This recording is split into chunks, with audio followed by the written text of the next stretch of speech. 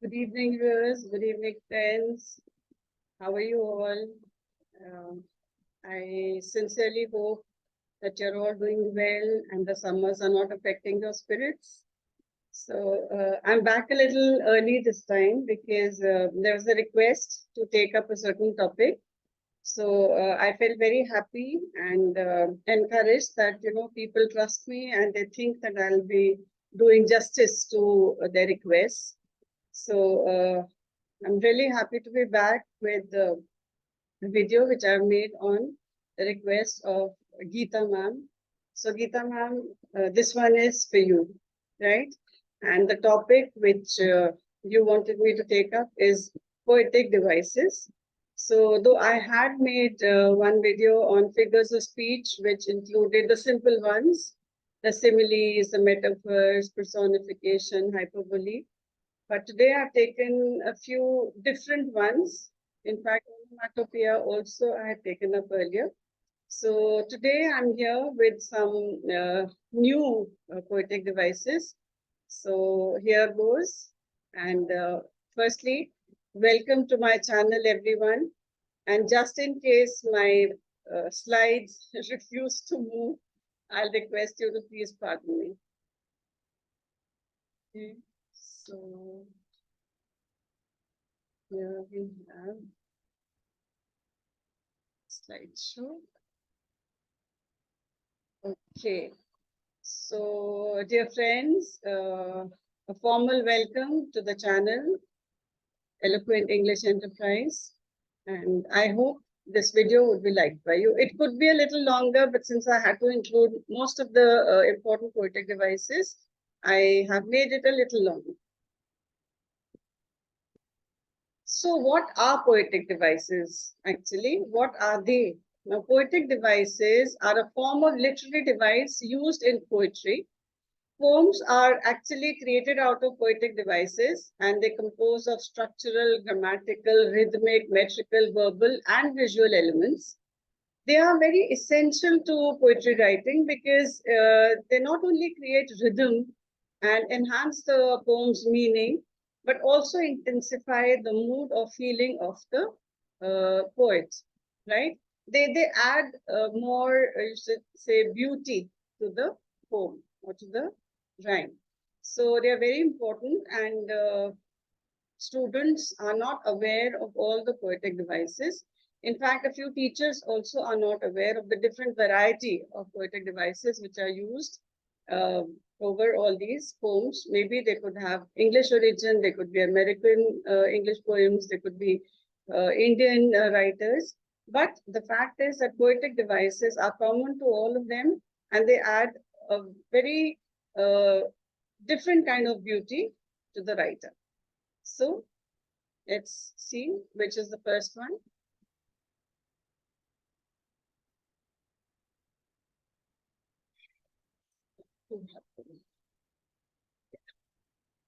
Okay. Now, alliteration again is a very common kind of poetic device which is used in poems. It is the repetition of initial consonant sounds in consecutive words. Like, for example, Peter Piper picked a peck of pickled peppers. So here, the onus or the stress is on the letter P. So the sound per is repeated as the first sound of each word. Peter Piper picked a peck of pickled peppers. Right? Sounds like a tongue twister. It isn't. It's alliteration. Another one, Sally sells seashells by the seashore. So here, stress is being laid on the sound S of S. Okay. Now, next we have assonance, and after that, I'll be taking consonants. They're almost the same. The only difference is that here there's a repetition of vowel sounds within words in close proximity. Vowel sounds, vowels, we know A, E, I, O, and U. So here it's a repetition of vowel sounds. For example, the rain in Spain falls mainly on the plain. So A-I, a combination of AI is being used in this statement. Another one, The cat ran fast past the grass. So here the sound of A is being stressed upon. This is assonance, which is the repetition of the same vowel sound in close proximity. So as I said, it's consonants now. Now consonants is a repetition of sounds again, but it is consonant sounds within words in close proximity. It's not the vowels, it's the consonant sounds. All other letters of the alphabet except the 5 vowels. For example, pitter patter of raindrops. Pitter patter, again P, and P in the raindrops also. He struck a streak of bad luck. So C, K, C, K, C, K. So these sounds of consonants is being stressed, right? Next, we have something which is the least heard of, and that's enjambment. Now, this is the continuation of a sentence or phrase beyond the end line of a poem, right? So the statement or the line is over, and yet the poet decides to go further. For example, we have Wordsworth's poem, Daffodils. I wandered lonely as a cloud. It could have ended over here, but no, Wordsworth is Wordsworth. He has to describe scenery and Mother Nature. So he continues it, that floats on high o'er vales and hills. So it gives you a very, very vivid description how a cloud is floating over hills. The next one, I'm nobody, who are you? So it could have ended over here, but no, it continues. Are you nobody too? So this is enjambment, a continuation of a sentence or a phrase beyond the completion of a line. Yes, this is something which is again very common, but then it's important. So imagery. So this is the descriptive use of language to create a vivid mental picture. And it's not necessary that it has to be used in poems only. We have some wonderful writers like, and my personal favorite, Thomas Hardy, who uses a lot of wonderful words to describe nature. And he creates a scene right before your eyes. So here we could say, as example, the golden sun sank beneath the horizon, painting the sky with hues of orange and pink. Okay, so beautiful. The sun setting down the horizon and the sky is being painted with crimson and shades of yellow. The next one. The old oak tree stood tall, its gnarled branches stretching like ancient arms. What a beautiful description of an oak tree. It has old branches, they are gnarled, they are twisted. Gnarled means twisted, and that's what happens when a person grows very old. So the oak tree is being likened to a human being whose arms have now become ancient. Yes. Now, this metonymy is a figure of speech in which one word or phrase is substituted with another closely related word or phrase to represent it. Like, for example, the White House issued a statement. Now, here the White House stands for the US government.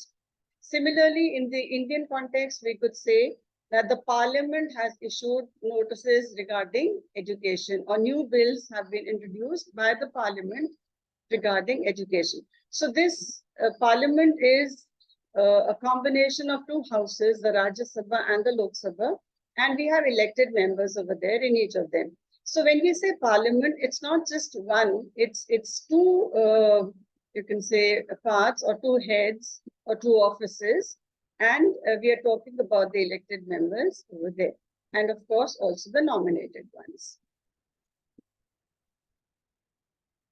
Another one which sounds almost like metonymy, but it's very, very different. This is synecdoche, and it's a figure of speech in which a part of something is used to represent the whole or vice versa. Okay, a part is being used to denote a whole. For example, all hands on deck. That means hands is referred to the entire crew. all crew members should go on the deck. The city suffered a loss of 200 heads. So here, heads represents people. That is 200 people died. Or we say when we pray, give us today our daily bread. Now we are not asking for bread, it refers to food. So a part is being referred to for a food. Irony. This also we come across very frequently. So irony is when there's discrepancy between what is expected and what actually happens, often with a twist or mockery. Now, it could be a human act also. It could be something which destiny has written. For example, a fire station burns down. Imagine the fire station, which is supposed to douse fire in other buildings and residential areas, of course, it burns down on its own. Oh, great. Now it's pouring rain on a picnic day. I mean, the entire plan has been uh, dumped. It's gone for a 6. So this is irony. And another ironical statement could be, the child was born the day his father lost his life fighting for the country. So ironical. Father must have waited for the birth of his son or the child, whoever. But unfortunately, the father passed away. He could not even see his offspring. I'm sorry. The next one is satire, and this was really, really sorry for this. This was used during the Victorian era, and especially like poets in the some poets like Alexander Pope. So satire is a literary device that uses humor, irony, or exaggeration to criticize or mock people's shortcomings, often with the aim of social or political commentary. So satire was to prick, a point and to cause pain to the person at whom this satire was directed. So, for example, Jonathan Swift's modest proposal suggests eating babies as a solution to poverty, satirizing how the poor were treated by the rich in Ireland. So, this is sad. I mean, the proposal is to eat babies so that food could be saved as there's a lot of poverty. So, this is something which is totally unwanted, undesirable, and really sad. So, this was satire. And if we read The Rape of the Lock by Alexander Pope, I'm sure there'll be a lot of examples over there. I mean, somebody accidentally cut off a lock of hair of the girl, the leading character, the leading female character, Emily, and there was so much ado about nothing. Yes. Now, pun is something which we all enjoy. It's fun as it rhymes with fun. And this is a very intelligent play of words that exploits multiple meanings of a word, or words that sound similar, but they have different meanings. So time flies like an arrow and fruit flies like a banana. Sounds funny, but yes, it's true. The next one is even better. I used to play piano by ear, but now I use my hands. Okay, so this is pun, and many a times you write pun intended, right? Yes. Now, antithesis involves placing two contrasting ideas or words within the same sentence to create a balance effect, and sometimes it's a very pointed kind of statement. It was the best of times, it was the worst of times. This has been used by Charles Dickens in A Tale of Two Cities. To be or not to be, that is the question, right? This is a very often heard statement. And yes, the child is the father of man. I mean, two entirely opposite things, but they have been put to strike a balance, right? So this is antithesis. Climax. Here, the tempo is built up slowly, right? So something which is mild, then a little higher, and then very high. So climax is the point of highest intensity in a narrative or poem where tension reaches its peak.